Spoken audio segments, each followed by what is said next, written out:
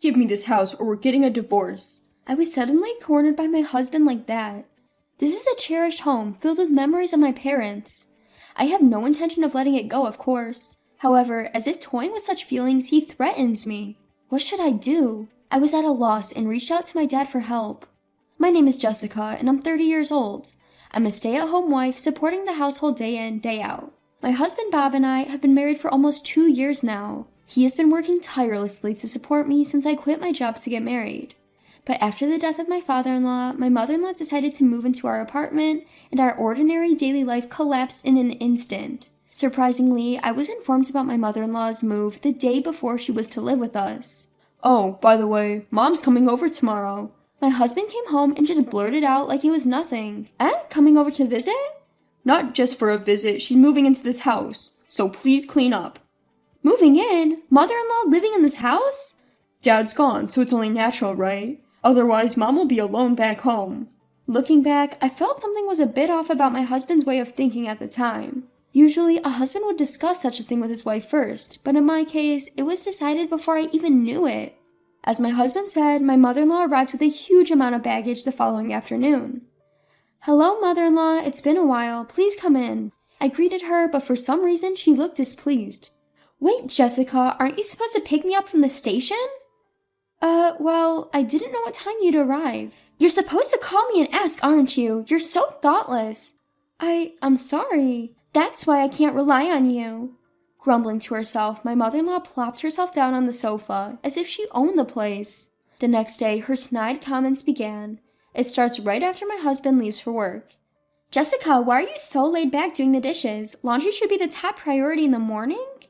"I'm sorry, I'll do the laundry as soon as I'm done with this." "I'm telling you, you got the priority wrong. In this house, once you've had breakfast, the first thing to do is laundry." "Even if you say so." "Just keep quiet and do as I say. It's rude for a daughter-in-law to talk back to her mother-in-law. I wonder how you were brought up." I also have my own routine for the day, but why can't she understand that? It's not like I'm refusing to do anything. It seems that my mother-in-law simply doesn't like the way I do things. Even when I do as she says, she finds something to complain about, especially when it's just the two of us during the day. One day, I came up with a secret plan to end living with my mother-in-law. The plan was to move into a house that my father had given me. My parents decided to start living in the countryside when my father took early retirement a few months ago, so they gave me the house they had been living in. Fortunately, we don't live far from the apartment we're currently in, and there was already talk of moving to a house in the near future. To continue living with my mother-in-law, even for a tough old bird like me, was reaching a breaking point. If that was the case, I'd prefer to move out sooner rather than later, just the two of us, my husband and I. With this in mind, I decided to make a proposal to my husband right away. "Bob, do you have a moment? I'd like to discuss something." A discussion? What's going on? "You know that house my father gave us? How about we move there?" "Oh, that house? We did talk about living there eventually, but why so sudden?" "Well, I'm not getting along so well with your mother." "What? My mom hasn't mentioned anything like that." "Anyway, I find it too hard to keep living with your mother, so I'm seriously considering moving."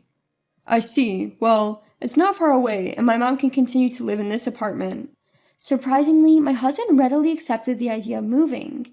He spoke with my mother-in-law about this, and within a week, we were ready to move. Honestly, I thought she would put up more of a fuss, but she readily agreed to let us move. Not only that, she saw us off with a huge smile on her face. "Bob, Jessica, see you around."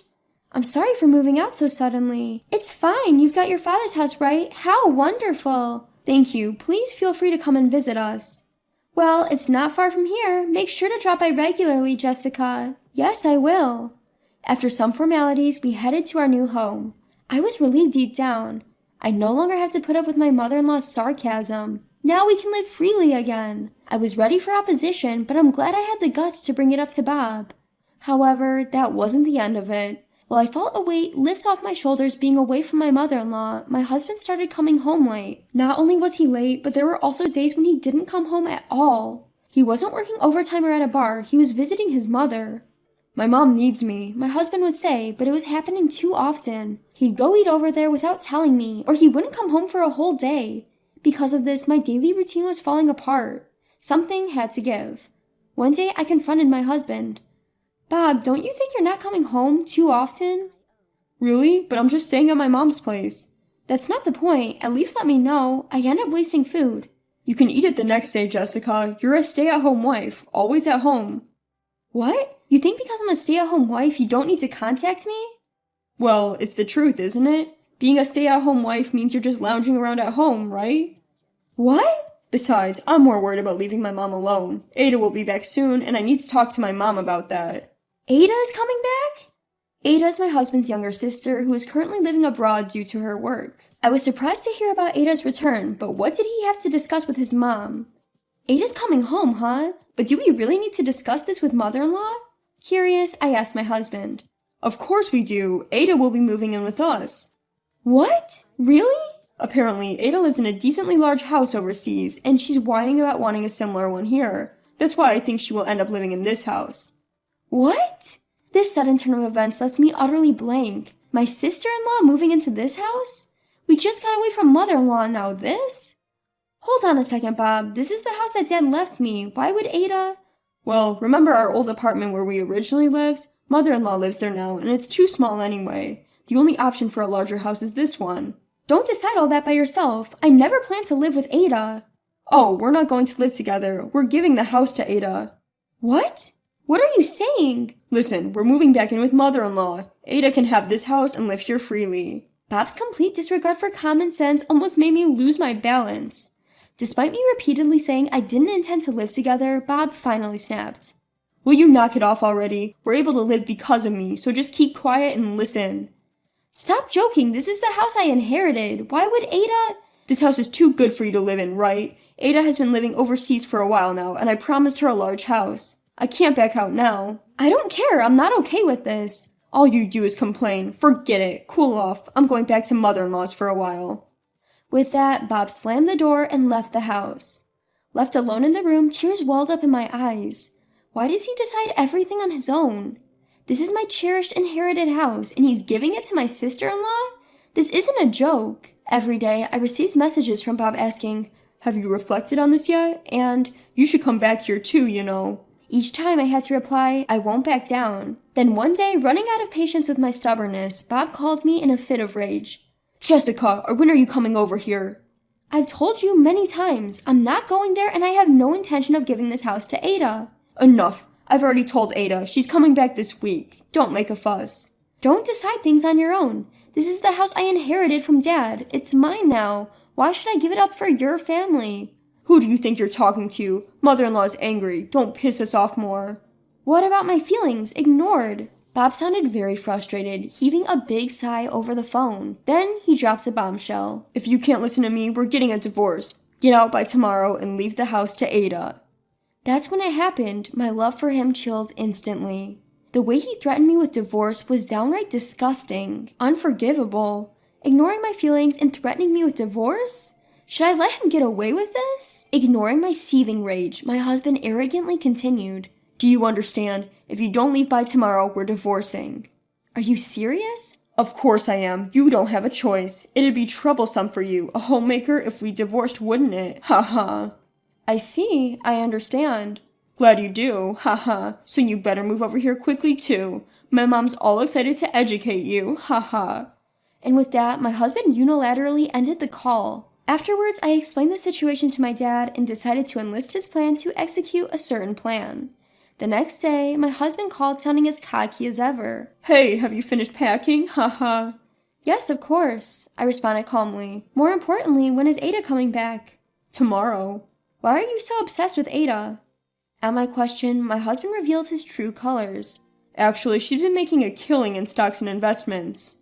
"I see, so you're trying to get on her good side to get some financial support. That's just like you." "Think whatever you want. I need you to move out today." "Don't worry, I've already moved." "What?" At my words, my husband seemed genuinely surprised. He probably thought I would obediently follow his orders. His tone became increasingly arrogant. "Oh, I see. You didn't want to divorce after all. Ha ha. That makes sense. Without any income, you wouldn't be able to live if you divorced. Ha ha." "That's right. We're still married for now, so I'm even answering your call, but that's going to end soon." "What?" "That's divorce." At my statement, my husband was clearly shaken. You, what are you saying? You're going to move out of that house, right? You're coming over here now, right?" What? Why would I do that? I'd rather die than return to a house with an unreasonable husband and a meddlesome mother-in-law. What do you mean? You promised to move out of the house. Yes, and that's exactly what I did, isn't it? I said I've already moved. Don't joke around. Then where are you? Starting to panic, my husband's speech began to quicken, a sign he was losing his cool. Timing it right, I decided to share the truth. I'm at my parents' place now. What? I moved back to the rural area where my parents live, so I won't be returning to your place. Oh, I see. Relief seeped into my husband's voice. Well, that doesn't matter, as long as I can hand the house over to Ada. $500,000. What? The house that I got from my father, I put it up for sale. So if you really want to give it to Ada, you'll have to buy it for $500,000. What? You're kidding. Do I sound like I'm joking? The house is still in my father's name, so I asked him to put it up for sale. In fact, what I had asked my father to do was help with the sale of the house. My father has always said to me, you can live in it or sell it, whatever you fancy. Just let me know when the time comes. The evaluation came back to $500,000, and seizing the opportunity, I promptly put it on the market. He must have never imagined such a situation would arise. My husband stuttered his words, trying to unleash his verbal fury. You gotta be kidding me. Doing things your own way. I won't allow this. I don't need your permission. We're getting divorced soon anyway. What did you just say? Do you understand your own position? You're the one who's going to be in trouble after the divorce without any income. Struggling alone is way better than staying with you. Listen, Ada will be back home soon. I told you I was depending on her money. So what? Like I said, if you want to provide a place for Ada so much, why don't you just buy the house for $500,000? If you can, of course, haha. What? I can't do such a thing. Ada's making money from investments, right? She can buy it for $500,000. No matter how rich Ada is, she can't go that far. My husband only had excuses, showing no signs of apology, let alone humbling himself. Seeing that any further conversation would be a waste of time, I decided to give him a piece of my mind.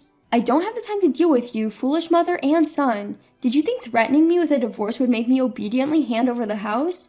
If you thought I'd do whatever you say because I'm a housewife, you're greatly mistaken. Hey, calm down. I am calm. The one who should be panicking now is you, isn't it?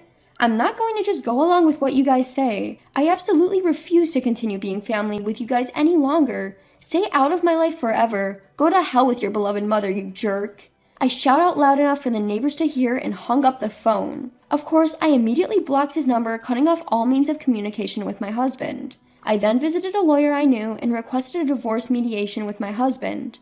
It took some time, but I was able to divorce him due to his faults. He still seems to be living in the condo with his mother-in-law.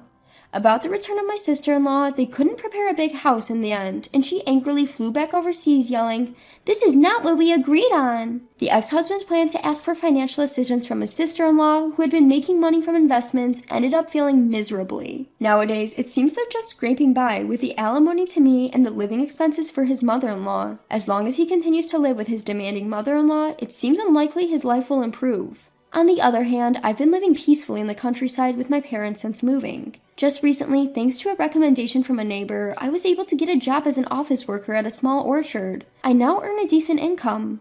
For a while, I plan to live here. I'm going to stay as close as possible to my parents in order to repay their kindness.